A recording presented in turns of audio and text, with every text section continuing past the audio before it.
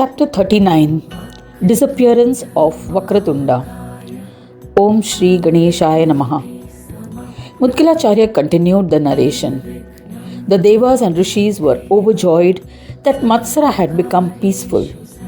Inspired by that, they extolled Gajanana by reciting a stotra.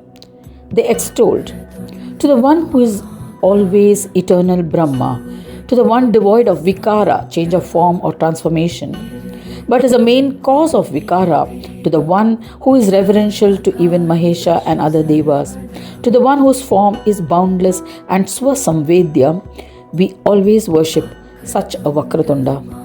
To the one who is not born, to the one who is nirvikalpa, to the one who is devoid of kala, amsha or part of the divine and kala, to the Parameshwara who is established in the heart in the form of a witness, Sakshi Rupa, to the one who bestows realization yet cannot be visualized, we always worship such a Vakratunda. To the one whose form is boundless, to the one who is the source of bliss, to the one who is the form of light that permeates everywhere, to such a Vakratunda, who is bearer of gunas, etc., we bow to you.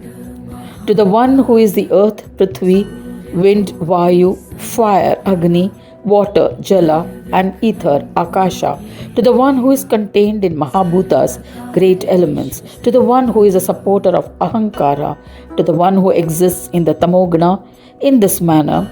From Tamoguna, 5 great elements and 5 Tanmatras are created. We always worship you, Vakratunda. To the one who enlightens Surya, Vayu, Vishnu, Varuna, Yama, Shankara, Vidhata, Ashwini Kumaras, Agni and Indra, to the one who drives them by his own prowess, we always worship such a Vakratunda. To the one whose essence of the senses of touch, speech, reproductive organs and the eyes, to the one who exists in the form of limbs, to the one who has created the nose and tongue, to the one who exists in the ears and the anus, Jnanendriyas and Karmendriyas, to the one who illuminates the mind, we always worship such a Vakratunda. During the process of creation, you assume the form of Vidhi, endowed with the Rajoguna, of Keshava, endowed with Sattvaguna, to preserve the creation, of Hara, endowed with Tamoguna for destruction. We always worship such a Vakratunda. You are the form of Dikpala, guardians of the world, the form of directions, and the illuminator of the planets and stars.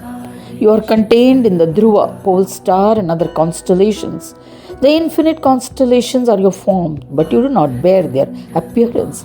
We always worship such a Vakratunda. The Mahat Tattva in your form, in the form of Pradhana, you are the bearer of Ahankara. To the one who enlightens the 3 aspects, triads such as Rigveda, Yajurveda, Samaveda, knowledge, the knower and the bestower of knowledge, etc., whose Maya is infinite and existing from eternity, but is not in the forms assumed by Maya. We always worship such a Vakratunda. To the one who grants Swarga to the devotees, who have observed their karmas as a reward, to the one who is a supporter of all karmas, to the one who grants liberation, moksha, by guiding on the path of akarma, to the one who tortures the ones who perform karmas against the precept of the Vedas, we always worship such a Vakratunda. To the one who is not greedy, yet incites greediness in the masses, to the one who imparts knowledge to mankind, to the one who protects the kings and grants siddhis to the subjects, to the one who is human and lives amongst them, we always worship such a Vakratunda.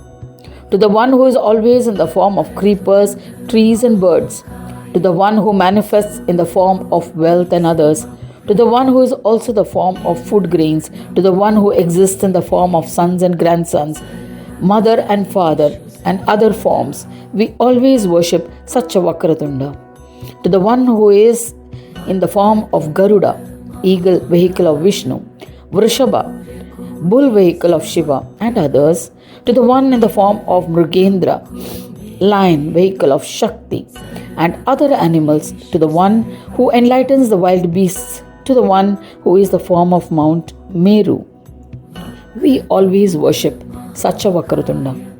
To the one who exists in beautiful colors of metals like gold and other elements, to the one in the form of water in the clouds and oceans, to the one who is in the form of aquatic creatures and fish of different kinds in the waters, we always worship such a Vakratunda. To the one who is always in the form of Seshnag and other Nagas, to the one who wears snakes as an adornment and always plays with the Nagas, to the one who is the form of Daityas and is the origin of all Daityas, we always worship such a Vakratunda.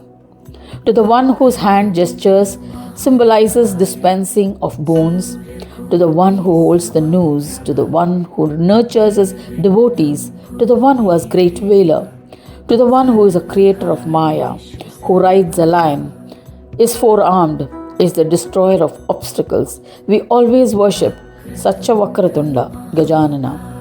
We bow to Ganesha, reverential to leaders of the Ganas, to the Supreme Lord Suresha, to the one who is worshipped by all, to the one comprehended as a primordial one when one attains realization, to the one who can be comprehended with the help of the great statement Mahavakyas, are the great sayings of the Upanishads, as characterized by the Advaita school of Vedanta.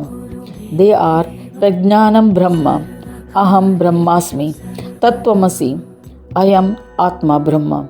Of the Vedantas, to the Supreme Lord, we always worship such a Vakratunda.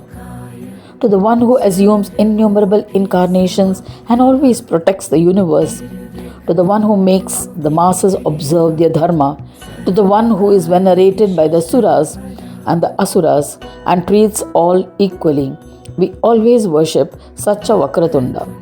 You destroyed this Mahadaitya king. You enlightened him and made him peaceful, resulting in world peace, happiness and harmony. To such a one, we bow to you.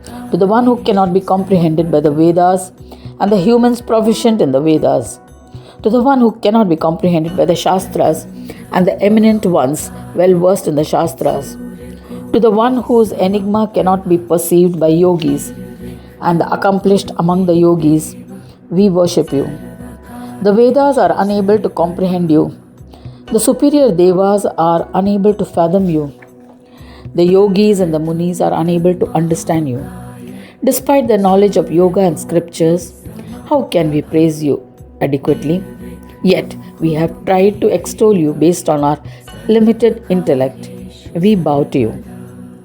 Mudgalacharya continued the narration. O revered Lord, the devas and rishis, after extolling the Lord thus, joined their palms in prayer and stood quietly. Ganesha was pleased with the Stuti Stotra composed by the devas and rishis. The important words said by Gajanana delighted the munis. Vakratunda said, O devas and munis, I have something important to tell. Listen attentively. The stotra composed by you for me will enhance my love for the devotees. One who praises me by reciting the stotra daily with faith and devotion will be blessed with fulfillment of all the desires of the devotees. I shall bless them with sons and grandsons and various forms of prosperity. I shall grant whatever is desired. There is no doubt about it. It will bestow enjoyments and liberation and will bestow ascent to the position of Brahma. One who extols me with this stotra will be blessed with various siddhis. His mind will blossom with wisdom. He will become reverential to the eminent devas. There is no doubt about it. A person who chants it 1,000 times will enable the release of a prisoner. He will also be dear to me. There is no doubt about it. I shall tolerate 100 transgressions if a human recites this stotra. I shall fulfill the desires of the devotees who read this stotra 21 times for 21 days. O Munis and Devas, the 21 meaningful slokas composed by you, extolling me, are dear to me. O fortunate ones, I grant that you shall be rid of all obstacles and will develop an interest in observing one's own dharma by recitation of this sloka. The 21 slokas in my praise will grant enjoyments and liberation. O fortunate ones, ask for any boon that you desire. I shall fulfill them as I am pleased with this stotra. Have no doubts about it. Mudgalacharya continued the narration. The rishis and munis were ecstatic when Vakratunda assured them. They said to the powerful Vakratunda, O Lord, O compassionate Lord, if you are pleased and are granting us a boon, then grant us unwavering devotion. Nothing will be impossible if we are blessed with your bhakti and siddhis. Hence, O Supreme Lord, Vignanayaka, grant us your bhakti, devotion. We seek refuge at your feet and will be satisfied with just this boon. Listening to their requests, the wise one who loves the intellectuals, the Lord of Devas, Gajanana, replied affectionately in a deep voice, O Devas and Rishis, I am blessed that your devotion for me will be steadfast and unwavering. There is no doubt about it. Saying this, Gajanana disappeared from their midst and went to Swanandaloka. The Devas and Rishis became sad at his departure. They meditated on Vakratunda, the bestower of extraordinary siddhis, and then went to their respective abodes. Matsarasur resumed his position and returned along with other Daityas to govern peacefully. O Muni, other Daitya clans also returned to their respective kingdoms. In this way, Matsara was uplifted by Vakratunda. Matsara is a state of mind of the Devas, humans, and Daityas. It must first be destroyed or defeated in the hearts of the beholders. Vakratunda is the one who creates, preserves, and destroys. He is the same Vakratunda who exists and toils in the Brahmanda, in the three states, the beginning, the middle, and its end, without any bondage. Vakratunda assumes many incarnations and enforces the observance of Dharma on the Devas, Danavas, and mankind. O Vibhu, his avatars, incarnations are innumerable. It is impossible to narrate all the glorious legends. It is impossible for the four-faced Brahma, six-faced Kartikeya, formidable Vishnu, five-faced Shankara, thousand-faced Sesha, all the Munis and Vedas to describe them. Then, how can I narrate all his glories? He is the one who incarnated as a son of Shiva, Dundi, to pacify Devodas. He incarnated as Gananayaka, the protector of his devotees, to grant a boon to Vamana. O Prajapati, understand that Vakratunda incarnates in different forms as he is keen to protect his devotees. Distracted by the process of creation of the universe, Brahmadeva forgot to contemplate on Vakratunda, and hence he was afflicted by the demon Matsara. The demon Matsara, as was his demonic inherent nature, created many obstacles, and Brahma was unable to perform his assigned deeds of creation. At that time, Brahma recollected his past knowledge, remembered Vakratunda, and surrendered to him. He was rid of all obstacles and then successfully completed the creation of this cosmos. Thus ends the chapter 39 titled Disappearance of Vakratunda of the first Khand of the Puran Upanishad, GaneshaMudgalPuran, describing the legends of Vakratunda, dedicated to Sri Gajanana. End of chapter 39.